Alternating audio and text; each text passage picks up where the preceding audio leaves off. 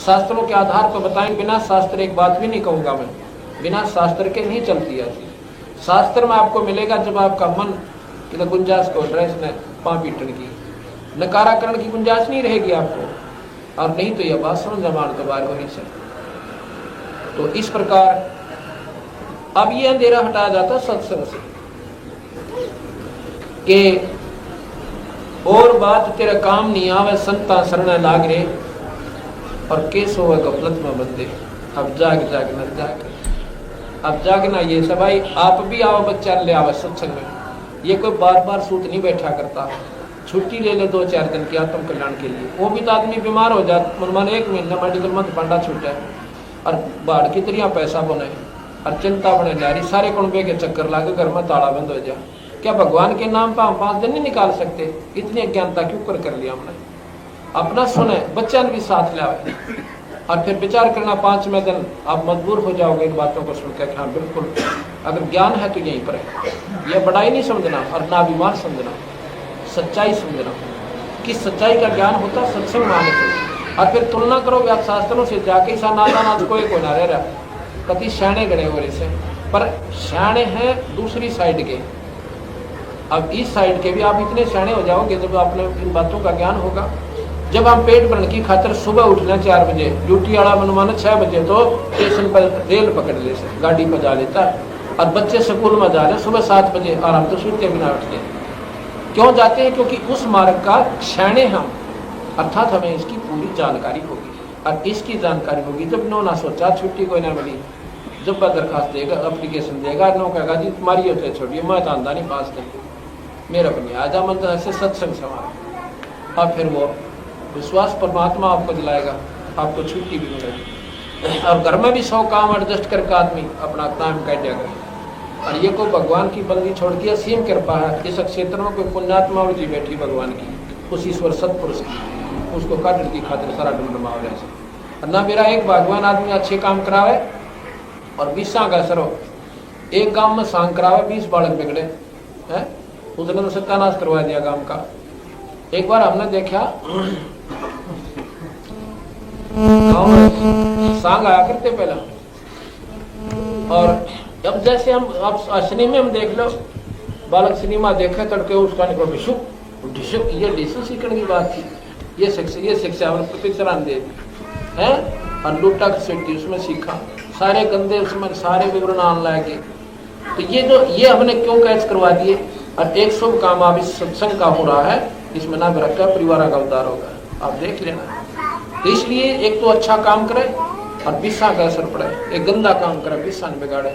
एक दारू पीने वाला तेरा क्या न सिखाओगा फिर दारू पीने, और एक शुभ काम पर लगा हुआ प्राणी आपको भी सत्संग में खींच कर लाओगा। तुम सुनते लो एक बार आकर के, आप एक बार बैठो हमारे सत्संग में, और वही सत्संग में आया पुण्यात्मा दिखा दी जा कोई ना, जैसे आग पर हाथ से जान कर और चढ़ जाने उसने आग ने अपना स्वभाव प्रयोग करना ही करना। इसी प्रकार सत्संग आत्म कल्याण का 1 नंबर का मार्ग है। इसमें एक बार जीव आया ना और बेड़ा पार हो ना, इसने अपना काम उससे करना है। इसलिए कहते हैं कि उम्दा चोला बना अनमोला, ये लगन दाग पे दाग रे, या 2 दिन की गुजरान जगत में क्यों जड़े बरणी है।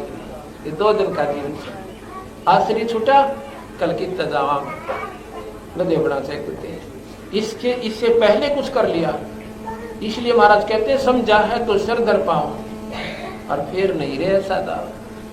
अगर तेरे आवाज समझ में आ गई, सर पर बांध ले, सर पर पाँव रखना, इतना तेज दौड़ना जैसे कोई पीछे गोली वाला पट रहा हो, मारने वाला, जब किता पाटे क्या करे। तो जय तन बेरा पट गया, मनुष्य फिर नहीं मिलेगा। इसमें डट कर भक्ति कर ले, नाम ले, बुराई छोड़ दे, और लूट खसोट लड़ाई झगड़ाई तो पशुओं के काम होते। आप उसमें खेता टाणी रखनी, सास बहु गिला टांगड़ जा रहे सांस तड़के तय, ना आप शांति ना अगली रहने दे। तो सत्संग के अभाव से हो रहा सारा काम। जय सत्संग में आगे तक नो रोगी, क्यों लड़ाई करिए, अपना 2 घड़ी भजन करूंगी इतने, और सेवा का भाव बढ़ेगा। बहु न भी सत्संग में आओगी तो उसमें नम्रता आएगी, और फिर वह सास की सेवा भी करेगी, और स्वभाव बन जाएगा, उसकी बात नहीं।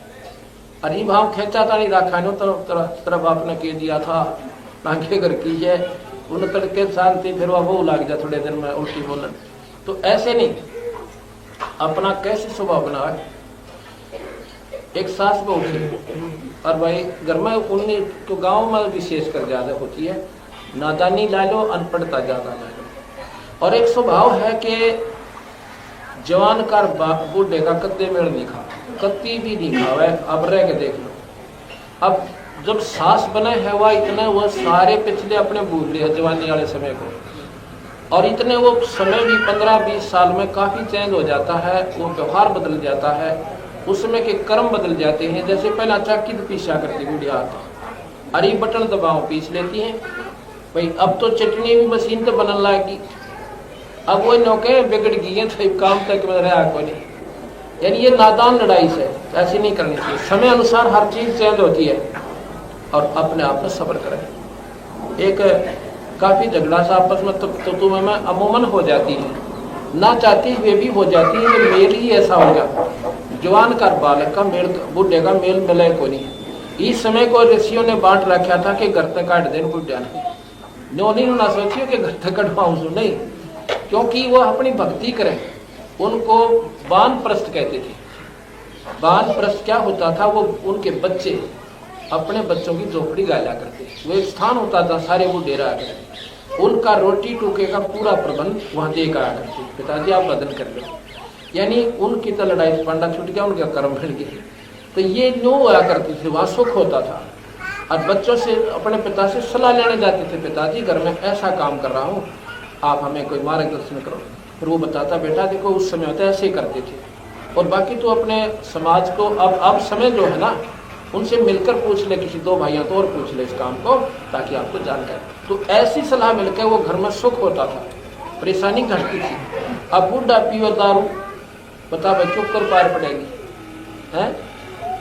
शराब तो वैसे जवान के लिए भी हानिकारक और बच्चे के लिए भी और बूढ़े के लिए, लेकिन उम्र अवस्था को देखकर बूढ़े ने तक कभी छूनी भी नहीं चाहिए। और बूढ़ा नौका में पेंशन लो के तेरे घर तो पीऊँ सो बताइए मरोड़ दिखा तरह बनाओ था। बेचारे इतने गिर चुके हमारे कि हम ऊपर ने उठना नहीं जानते, ऊपर ने उठाए सत्संग मान। तो एक दिन क्या हुआ, उस बुढ़िया ने नाम ले लिया, पड़ोस में सत्संग होता, और नाम लेकर वह सत्संग सुना। तो बुढ़िया के पास सुन मांगी, भगवान देखिए तुम्हें खाऊंगा, लड़ाई हो जा रही, वो ना चाहती हुई। एक दिन उसकी बहू जो है छोरे की धार काट के लाई बाल्टी भर कर, और कटड़ू छोड़ दिया। वो कटड़ुआ जब छोड़ा तो छोड़ना भूल गई, मतलब नौ थे में टांग गया हूँ, और फिर कटड़ू ने छोड़ दूंगी। और वो कटड़ू इतना जोर जोर से तोड़ा न हो रहा, उन्हें सोची कि जेवड़ा तोड़ा अगर चोट खा ले, एक ध्यान का नजर उसका नहीं, और नो कड़े में टांगन लागी गज में, वो गज उसका लाग गया। उन्हें सोचा कि तो लाग गया ऊपर लोअर गल जाएगा पैसे में, और नो का नो छोड़ दिया, वो लाग गया था तरले का दूसरा लोअर, वो छोड़ दे बाल्टी सारी दूध खिंड गया। और वो बुढ़िया बैठी बैठी देखे। अब उस बुजुर्ग ने उस बहू ने देखा, पहले वो काटने लगे, भूला पड़े, सासू का नहीं देखा, सास का नहीं, आगे भैया के सुनाओगी रहता है। लेकिन उस दिन बात ने बोली, बेटी कोई बात ना, इसने ठाक है पहले कटरू छोड़ा, ये हमारे बाग में नहीं था, और इसने सामने का बेटी पशु के जो ना उट्टी में उसमें डाल दे, बाखर में खराब ना हो। अब वो सत्संग में जान तो अब ये इतनी नरम हो गई, वो होना था वो तो हो चुका था, एक तो वो लट्ठम लट्ठा होना बाकी रह रहा था, जो नुकसान होना था वो तो हो चुका था ना, उसको वापस आना था।